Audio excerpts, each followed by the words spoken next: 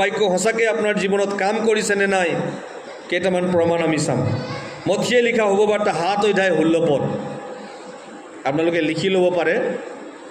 মথিয়ে লিখা শুভবাৰ্তা 7 অধ্যায় 16 পদত ইয়াত বহুতবাৰ এই বাক্য কোৱা হয়। সেইকাৰণে ইয়াত কি কৈছে, প্ৰকৃত পৰিত্ৰাণ পোৱা লোক যিবিলাকত ঈশ্বৰৰ বাক্য পঢ়ে, গজে, বাঢ়ে, ফল আনে, এইটো প্ৰথম চিন হয় সেইজন ব্যক্তি প্ৰকৃততে পৰিত্ৰাণ পোৱা ব্যক্তি হয়।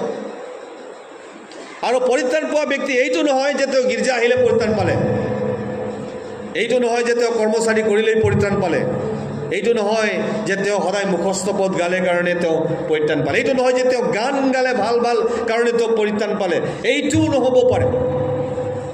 পৰিত্ৰাণটো বৰ বেলেগ আমি ভবাতকৈ। পৰিত্ৰাণ পোৱাবিলাক তেওঁবিলাকে ঈশ্বৰৰ লগত থকা যিটো সম্পৰ্ক, যীশু আপোনাৰ হৃদয়ত থাকিব আৰু যীশু থাকিব লাগিব, যীশু আপোনাৰ জীৱনত থাকিব লাগিব আৰু যীশুহে হ'ব লাগিব আপোনাৰ জীৱনত। আৰু যীশুৰ বাহিৰে কাটো পৰিত্ৰাণ নাই বুলি ভাবিলে কৈছে। যীশুৰ বাহিৰে কাটো পৰিত্ৰাণ নাই। যীশুক ভালদৰে আপুনি জানিব লাগিব, ভালদৰে আপুনি যীশুৰ হৈ যাব লাগিব। আৰু যদি আপুনি এতিয়াও হোৱা নাই, হয়তো এতিয়াও আপোনাৰ হৃদয়ত এই কঠীয়া অৰ্থাৎ ঈশ্বৰৰ বাক্য এতিয়াও পৰা নাই। পৰিছে হ'লেও 2 দিনতে এই ঈশ্বৰৰ বাক্য শুকাই গ'ল। আৰু পৰিত্ৰাণ পোৱাবিলাকৰ ভিতৰত আৰু এটা ফল আপোনালোকক মই কৈছোঁ, ৰোমিয়া 6 অধ্যায় 22 পদ। ৰোমিয়া 6 অধ্যায় 22 পদ। এইটো হৈছে পবিত্ৰতা। যিবিলাকে পৰিত্ৰাণ পাইছে, যিবিলাকৰ জীৱনত ফল অৰ্থাৎ ফল ধৰা জীৱন হয়, যাৰ জীৱনত ভাল কঠীয়া পৰিছে অৰ্থাৎ ঈশ্বৰৰ বাক্য পৰিছে, যাৰ জীৱনত ঈশ্বৰৰ বাক্যৰ কাম হৈছে, য'ত ফল উৎপন্ন হৈছে, সেইজন ব্যক্তি পৰিত্ৰাণ পোৱা ব্যক্তি হ'ব। আৰু পৰিত্ৰাণ পোৱা ব্যক্তিৰ ভিতৰত এটা ফল হৈছে পবিত্ৰতা জীৱন যাপন।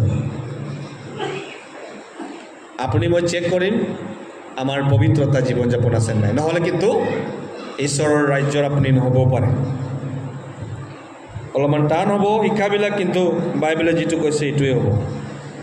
2 নম্বৰ, খ্ৰীষ্টিয়ান চৰিত্ৰ, কেৰেক্টাৰ। খ্ৰীষ্টিয়ান কেৰেক্টাৰ, খ্ৰীষ্টিয়ানৰ চৰিত্ৰ। মই স্বভাৱৰ কথা কোৱা নাই, স্বভাৱ চৰিত্ৰটো ফুটি উঠে। স্বভাৱটো আপোনাৰ ভিতৰত কি স্বভাৱ আছে, কিন্তু চৰিত্ৰটো আপুনি কি একশ্যন কৰে, আপুনি কি ধৰণৰ ৰং ঢং দেখাই আছে, আপোনাৰ জীৱনৰ যোগেদি খ্ৰীষ্টিয়ান চৰিত্ৰ ফুটি উঠিছেনে নাই, এইটোৰ যোগেদি চিন হ'ব যে আপোনাৰ তাত ঈশ্বৰৰ বাক্য গজিছে আৰু ফলো ধৰিছে। 4 নম্বৰত, আনক খ্ৰীষ্টলৈ অনাৰ চিন্তা। খ্ৰীষ্টান চৰিত্ৰটোৰ গালাতিয়া 5 অধ্যায় 22 পৰা 23 পদ দেই। গালাতিয়া 5 অধ্যায় 22 পৰা 23 পদ। তাৰপিছত 4 নম্বৰত, আনক খ্ৰীষ্টলৈ অনাৰ চিন্তা। যিজনে পৰিত্ৰাণ পাইছে সেইজন ব্যক্তি সদায় এটা চিন্তা থাকিব, বেলেগ মানুহে যিবিলাকে যীশুক পোৱা নাই, যিবিলাকে ঈশ্বৰক জনা নাই, তেওঁবিলাক যেন যীশুলৈ আহক, এইটোৰ কাৰণে ক্ৰন্দন কৰিব, সেইটোৰ কাৰণে প্ৰাৰ্থনা কৰিব, সেইটোৰ কাৰণে চিন্তা কৰিব, কি কৰিলে মানুহবিলাকক যীশুলৈ আনিব পাৰি। আপোনাৰ যদি এইটো ভাৱটো নাই, এতিয়াও ঈশ্বৰৰ বাক্য এতিয়াও আপোনাৰ হৃদয়ত বাঢ়া নাই বা গজা নাই, আমি চিন্তা কৰিব লাগে।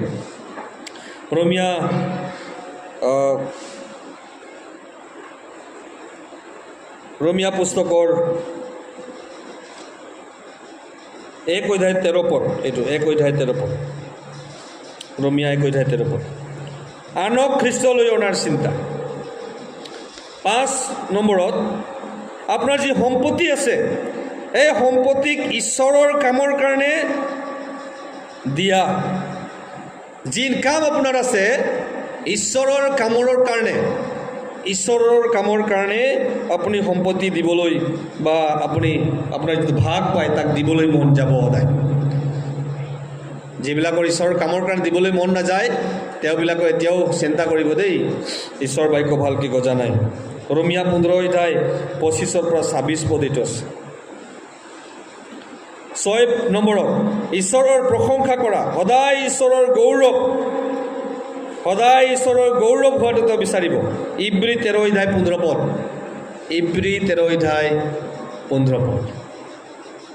প্ৰিয়সকল,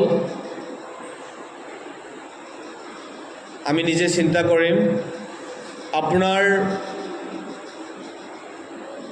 জীৱনত ঈশ্বৰৰ বাক্য সঁচাকেই আপোনাৰ হৃদয়ত পৰিছেনে নাই। যদি নাই পৰা আৰু যদি পঢ়িও আপোনাৰ যদি ঈশ্বৰৰ বাক্য পঢ়িছে পথাৰৰ বা ৰাস্তাৰ কাষত, তেতিয়াহ'লে শয়তানে আহি এই বাক্য লৈ গ'ল। আৰু যদি শিলনীয়া পথাৰত পৰিছে অলপ দিনতে শুকাই গ'ল। কাইটিয়া হ'লে, সমস্যা আহিলে, লোভ আহিলে, টকা পইচা আহিলে, বিভিন্ন বিষয়বিলাক আহিলে, তাৰ কাৰণে আপুনি ঈশ্বৰ বাক্যৰ পৰা চাইড হৈ গ'ল। আৰু ভাল পথাৰত যদি ঈশ্বৰ বাক্য পঢ়ি তাত ফল উৎপন্ন কৰিবলৈ আৰম্ভ কৰিছে, সেই ফলবিলাকে হৈছে প্ৰথম পৰিত্ৰাণ আপুনি পাইছে, এইটো ভালকৈ আপুনি জানে নে নাই? এইটোৰ জ্ঞান আপোনাৰ থাকিব লাগিব। আজি ঢেৰ মানুহে যীশুত বিশ্বাস কৰিছোঁ বুলি কয়, কিন্তু ভুল যীশুত বিশ্বাস কৰে বহুতে। বিব্লিকেলি ঈশ্বৰ বাক্য হিচাপত তেওঁবিলাকৰ বিশ্বাসটো নাই। তেওঁবিলাকে যীশুত বিশ্বাস কৰিছোঁ বুলি কয়, তেওঁবিলাকে মণ্ডলীলৈ আহে, তেওঁবিলাকে পৰিচৰ্যাও কৰি, কিন্তু প্ৰকৃত অৰ্থে মই এতিয়া কৈছোঁ প্ৰকৃত পৰিত্ৰাণ, প্ৰকৃত পৰিত্ৰাণটো হৈছে ফল। আৰু সেই ফলৰ মাজতেই পবিত্ৰতা জীৱন যাপন। আপোনাৰ চৰিত্ৰ কি আছে আপুনি চাব। ঈশ্বৰৰ বাক্যক লোকক ক'বলৈ মন যায়নে? বেলেগে যীশুত আহক বুলি আপোনাৰ মন যায়নে? চেক কৰক। আৰু আপোনাৰ যিটো ভাগ সম্পত্তি আছে, আপোনাৰ টকা পইচা যি আছে, ইনকাম যি আছে, তাৰ পৰা ঈশ্বৰৰ কামৰ কাৰণে চিন্তা কৰেনে? ঈশ্বৰৰ ৰাজ্য বৃদ্ধি হওক, প্ৰচাৰ হওক, প্ৰভুলৈ আহক মানুহবিলাকে মোৰ পইচাৰ যোগেদি, কোনোবাই কাম কৰক, এইটো আপোনাৰ ভাবেনে?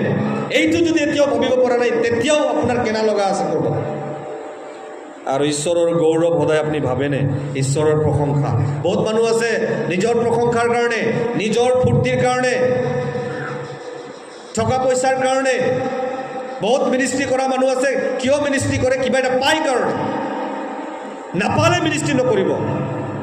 এইটো মিনিষ্ট্ৰী কৰা মানুহ নহয়, প্ৰকৃতত পৰিণাম পাইছে নাই এইটো গণ্ডগোল আছে। নাপালে নকৰিব, পালেহে কৰিব। কিন্তু আচলতে কি হয়, তেওঁ কৰিব লাগে, তাৰ কাৰণে পাব লাগে। এইটো ঈশ্বৰৰ গৌৰৱ মহিমাৰ কাৰণে নহয়। কোনোবাই শিক্ষা দিছে নিজৰ ফেমাচিটিৰ কাৰণে, নিজৰ গৌৰৱৰ কাৰণে, এইটো নহয়। এইটো ঈশ্বৰৰ গৌৰৱ নহয়, ঈশ্বৰ মহিমাহে হ'ব লাগে।